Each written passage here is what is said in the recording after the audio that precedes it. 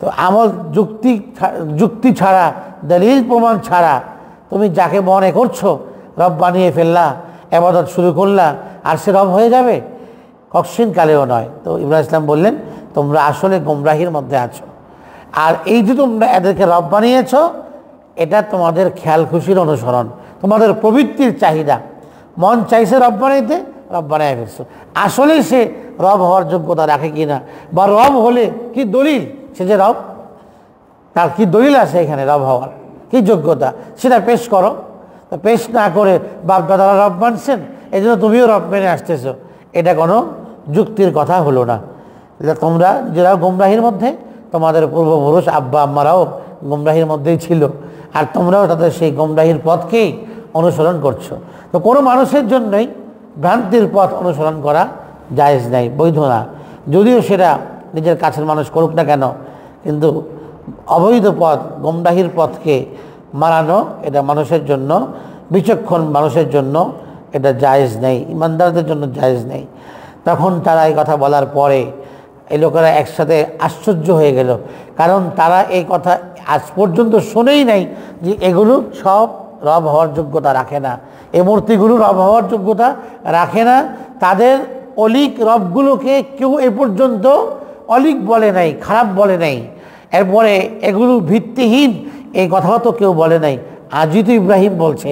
এই জন্য আশ্চর্যের সাথে বিস্ময়ে বলতেছে যে ক্বালু আজি'তানা বিল হক, তুমি কি সত্যি বলতেছো? তুমি কি সত্যি বলছো এই কথা যে এগুলো আমরা গোমরাহির মধ্যে আছি? আনতা মিনাল লাইবিন, না আমাদের সাথে মজা করতেছো, না আমাদের সাথে একটু মজা করছো, আনন্দ করছো আমাদের সাথে? মানে তারা বিস্ময়ে ভরা দৃশ্যে তাকে ইব্রাহিমের দিকে, কি বলো তুমি এটা? কারণ এই যাবৎ কেউ তাদেরকে তাদের এই রব সম্পর্কে খারাপ কথা বলে নাই। এই জন্য তাদের রব যে রব না, এবং এগুলো যে অলিক, মানুষের কাল্পনিক, আর রব হওয়ার যোগ্যতাও নেই, ঘুণাক্ষরও তাদের মাথার মধ্যে এই কথা নাই। সেই কারণে ইব্রাহিম আলাইহিস সালামের সেই নিনওয়া, ইরাকের নিনওয়া এক এলাকা, সেখানে তিনি জন্মগ্রহণ করেছেন। ওখানে সবাই ছিল পৌত্তলিক, মুশরিক এবং মূর্তি পূজক।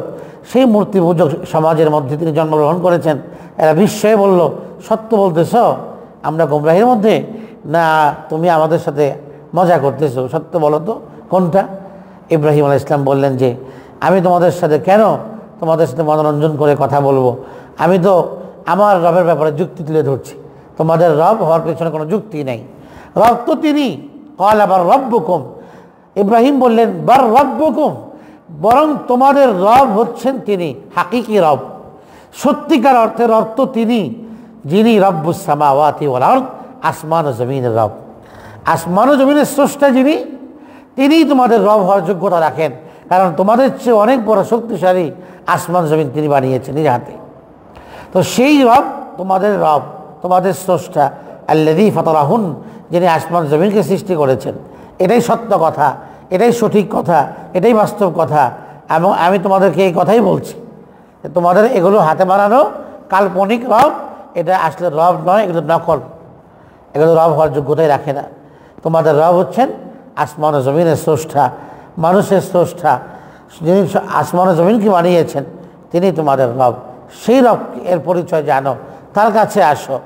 ও আনা আলা যালিকুম মিনাশ শাহিদিন, আমি নবী নিজেই সাক্ষী যে তিনি রব।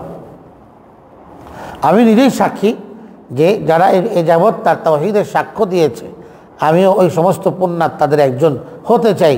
ও আনা আলা যালিকুম মিনাশ শাহিদিন, তোমাদের সামনে এই সাক্ষ্য আমি দিতে চাই যে আমি যাকে রব বলেছি, হাকিকতে, বাস্তবে, প্রকৃত অর্থে তিনি রব হওয়ার যোগ্যতা রাখেন।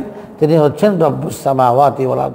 এই যে আসহাবুল কাহাফ সম্পর্কে সূরা কাহাফ নাজিল হয়েছে, সেই সূরাতে যে গুহাবাসীদের সম্পর্কে আসহাবুল কাহাফ, তারাও কিন্তু এই কথাই বলেছিল, রব্বুনা রব্বুস সামাওয়াতি ওয়াল আরদ, আমরা আল্লাহ যিনি আমাদের রব, আসমান ও জমিনের রব, লান নাদউ মিন দুনি, তাকে ছাড়া কাউকে আমরা রব বলতেই পারি না, তাকে ছাড়া কাউকে আমরা রব বলতেই পারি না, তিনি আমাদের রব।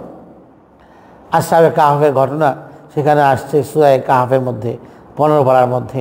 তো ইব্রাহিম আলাইহিস সালাম সত্যভাবে পরিচয় দিলেন এবং এই কথা বলে শেষ করছেন আজকের বক্তব্য, ওয়াতাল্লাহি লা আকিদান্না আসনামাকুম, আল্লাহর কসম করে বললেন ছোট্ট করে আওয়াজ নিচু করে, লা আকিদান্না আসনামাকুম, তোমাদের মূর্তিদের সাথে এমন একটা আচরণ শীঘ্রই আমি করতে যাচ্ছি যে আচরণে তোমাদের সামনে সেই সত্যটা স্পষ্ট হয়ে উঠবে যে আসলে এই মূর্তিগুলো রব হওয়ার যোগ্যতা রাখে কিনা। বা আদা আন তুওয়াল্লু মুদবিরিন, যখন তোমরা মেলায় চলে যাবে, তোমাদের উৎসবে আনন্দে উদযাপন করতে চলে যাবে, ঘর বাড়ি খালি হয়ে যাবে, উপাসনালয়গুলো খালি হবে, তখন আমি তোমাদেরকে তোমাদের চোখে আঙ্গুল দিয়ে সত্য পথ দেখিয়ে দেওয়ার মানুষে আমি একটা কাজ করব তোমাদের মূর্তিদের সাথে, যেই ঘটনা আমরা জানি এই ঘটনা সামনে আসবে।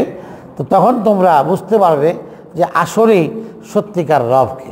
তার এই সমস্ত কর্মকাণ্ড ইব্রাহিম আলাইহিস সালামের মানুষের কাছে সত্যের দাওয়াত পেশ করা এবং তাওহীদের দাওয়াতকে পেশ করা, সত্যিকার রবের পরিচয়টাকে এই অজ্ঞ মানুষগুলোর সামনে, যারা আল্লাহর সাথে শিরকে লিপ্ত, তাদের সামনে তুলে ধরার মানুষেই তিনি এই কৌশলটি অবলম্বন করেছেন এবং তাদেরকে এই বিষয়টি আশ্বাস দিয়ে বা তাদেরকে এই কথার ইঙ্গিত দিয়েছেন তিনি, ওয়াতাল্লাহি লা আকিদান্না আসনামাকুম বা'দা আন তুওয়াল্লু মুদবিরিন। আর আল্লাহ যে রব, এই কথার উপর আমি নিজেই সাক্ষী। তো নবী তো সবচেয়ে বড় সাক্ষী হন। কোরআনে কারিমে আসছে, শাহিদাল্লাহু আন্নাহু লা ইলাহা ইল্লাহু, আল্লাহ ছাড়া কেউ নাই, এই কথার সাক্ষ্য আগে আল্লাহ দিয়েছেন। এরপরে শাহিদাল্লাহু আন্নাহু লা ইলাহা ইল্লা হুয়া ওয়াল মালাইকা, যারা ফেরেশতা তারা দিয়েছেন, ওয়া উলুল ইলমি কাইমান বিল কিসত, এবং যারা ইলমওয়ালা কারা, আল্লাহর পরে সবচেয়ে বড় আলিম হচ্ছেন নবীগণ। নবীদের যুগে, প্রত্যেক যুগের নবী তার যুগের আল্লাহর পরে সবচেয়ে বড় আলিম। ওয়া উলুল ইলম, যাদেরকে আমি ইলম দিয়েছি ওই সে ইলম, তারাও সাক্ষ্য দেয় ন্যায়ানুগভাবে কাইমান বিল কিসত, ইনসাফের সাথে, লা ইলাহা ইল্লাহু, তিনি ছাড়া আর কোনো ইলাহ নেই, আল আজিজুল হাকিম, তিনি ক্ষমতায় পরিপূর্ণ, প্রজ্ঞায় পরিপূর্ণ, তিনিই একমাত্র রব। তো ইব্রাহিম আলাইহিস সালামও হাকিকতটা প্রকাশ করলো সুন্দরভাবে কওমের সামনে। এটাও একটা দাওয়াতের পদ্ধতি। আয়াত থেকে বোঝা যায় যে কোনো সমাজে যখন কোনো একটা নোংরামি অথবা অবৈধ কাজ প্রতিষ্ঠিত প্রতিষ্ঠিত হয়, সেক্ষেত্রে সেটাকে সরানোর জন্য, দূর করার জন্য পর্যায়ক্রমে পদক্ষেপ নিতে হয়। এটাই নবীদের সুন্নত। পর্যায়ক্রমে পদক্ষেপ নেবে এটাকে দূরীকরণের জন্য। প্রথমে সহজ পদক্ষেপ নেবে, বোঝাবে, এরপরে প্রথমে বক্তব্যগত পদক্ষেপ, এরপরে কার্যত পদক্ষেপ। তো প্রথমে বললেন তিনি, বক্তব্য দিলেন যে তোমরা যাদেরকে পূজা ইবাদত করো তোমরা এবং তোমাদের পূর্বপুরুষেরা সবাই গোমরাহির মধ্যে আছো, ভ্রষ্টার মধ্যে আছো, তোমরা হকের উপর নাই, অন্যায়ের উপর আছো, বাতিলের উপরে আছো, অসত্যের উপরে আছো। বক্তব্যের মাধ্যমে এটা দাওয়াত দিলেন। এরপরে এখন কাজের মাধ্যমে স্পষ্ট করবেন যে কার ক্ষমতা কতটুকুন, বানানো রবের ক্ষমতা কতটুকুন আর আসল রবের ক্ষমতা কতটুকুন, আসলে রবকে আর সমস্ত মাখলুক কার সৃষ্টি, কার বান্দা, এই পরিচয়টা কাফেরদেরকে চোখে আঙ্গুল দিয়ে দেখিয়ে দেওয়ার জন্য তিনি এই কাজটা করেছেন। তো এখানেও এই দাওয়াতের পন্থাকে আমরা বুঝতে পারি এবং আল্লাহর পক্ষ থেকে যখন আল্লাহ মানুষকে সত্য বোঝার যোগ্যতা দান করেন, তখন মানুষের জন্য এটা অনেক বড় নিয়ামত, অনেক বড় নিয়ামত মানুষের জন্য, যে সত্য বোঝার যোগ্যতা, হক বোঝার যোগ্যতা। একটা বাতিল মানুষ আপনার কাছে আসলো, আপনাকে আল্লাহ পাক এমন অন্তর্দৃষ্টি দান করলেন যে আপনি বুঝে গেলেন যে লোকটা বাতিল হবে। এটা অনেক বড় নিয়ামত আল্লাহ পাকের আপনার প্রতি। নিয়ামতকে কদর করা উচিত। এবং কিতাবে মাজিদ এটা নূর, আলো, যত বেশি আসবো কিতাবের সান্নিধ্যে আল্লাহ পাক আমাদেরকে তত বেশি আলোকিত করে দিবেন। আল্লাহ পাক আমাদেরকে এই আয়াতগুলো থেকে আলো নিয়ে জীবনকে সুন্দর করার এবং এই আলোগুলোকে অন্তরে ধারণ করে হৃদয়টাকে আরও বেশি সতেজ করবার তৌফিক আল্লাহ পাক আমাদের সকলকে দান করুন। দরুদ শরীফ পড়ি। আল্লাহুম্মা সাল্লি আলা মুহাম্মদ ওয়া আলা আলি মুহাম্মদ কামা সাল্লাইতা আলা ইব্রাহিম ওয়া আলা আলি ইব্রাহিম ইন্নাকা হামিদুম মাজিদ। আল্লাহুম্মা বারিক আলা মুহাম্মদ وعلى آل محمد كما باركت على إبراهيم وعلى آل إبراهيم إنك حميد مجيد. الحمد لله رب العالمين والصلاة والسلام على سيد الأنبياء والمرسلين وعلى آله وصحبه أجمعين. ربنا ظلمنا أنفسنا وإن لم تغفر لنا وترحمنا لنكونن من الخاسرين. ربنا آتنا في الدنيا حسنة وفي الآخرة حسنة وقنا عذاب النار. اللهم رب ارحمهما كما ربياني صغيرا ربنا اغفر لي ولوالدي وللمؤمنين يوم يقوم الحساب يا الله মওলাই করিম পরবর্তীকারে আলম আপনার নেককার বান্দাদেরকে নিয়ে দীর্ঘক্ষণ বসে কোরআনে কারিমের তাফসীর করলাম শুনলাম। আল্লাহ আমাদের এই শোনা এবং বসাকে আল্লাহ আপনি আপনার জন্য কবুল করে নিন। আল্লাহ আপনার দিনের জন্য আপনি আমাদের এই কোরবানি আমাদের এই বসা আমাদের নাজাতের ওসিলা বানিয়ে দিন।